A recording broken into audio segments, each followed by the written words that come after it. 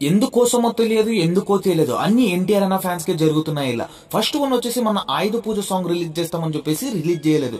Release చేయకపోగా దాని గురించి ఎటువంటి అప్డేట్ కూడా లేదు. మరి ఇందుకు బదులుగా ఎన్టీఆర్ అన్న ఫ్యాన్స్ కు ట్రైలర్ రిలీజ్ చేస్తామని టైం కూడా అనౌన్స్ చేసేస్తారు. కానీ టైం కు వస్తుందా అనుకుంటే ఏకంగా ఆఫ్టర్నూన్ రిలీజ్ చేస్తారు దాన్ని కూడా. మరి చాలా రోజుల నుంచి ఎన్టీఆర్ అన్న కోసం ప్రీ రిలీజ్ ఈవెంట్ ఎదురు చూస్తుంటే దాన్ని కూడా అట్లాస్ట్ క్యాన్సిల్ చేసి పాడేశారు భయ్య. వన్ ఆఫ్ ది రీజన్ వచ్చేసి హెవీ క్రౌడ్ ఉండడం వల్ల క్యాన్సిల్ చేసినట్టయితే తెలుస్తుంది. ప్రీ రిలీజ్ ఈవెంట్ చాలా ఊర్ల నుంచి అభిమానులు అయితే తరలి వచ్చారు. మరి వారందరికీ డిసప్పాయింట్ న్యూస్ అనేది చెప్పొచ్చు. ఇది అభిమానులు వస్తారని తెలిసి కూడా మూవీ టీం బందోబస్తు చేయకపోవడంతో అభిమానులు కూడా కొంచెం డిసప్పాయింట్ అయితే ఉన్నారు మూవీ టీం మీద.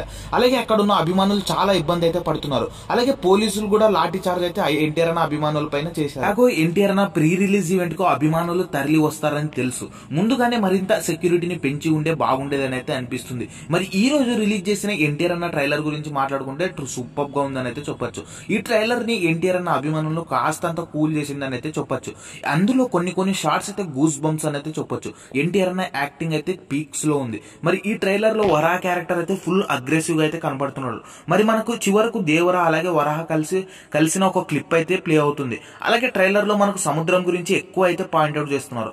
ఆల్మోస్ట్ ఈ ట్రైలర్ లోనే కదా ఫస్ట్ నుండి కూడా ఎక్కువ శాతం సముద్రం గురించే చెప్తున్నారు. ఏదేమైనా దేవరం మూవీ టీం వారు ఎన్టీఆర్ అన్న అభిమానులను ఇబ్బంది పెట్టకుండా ఉంటే చాలు.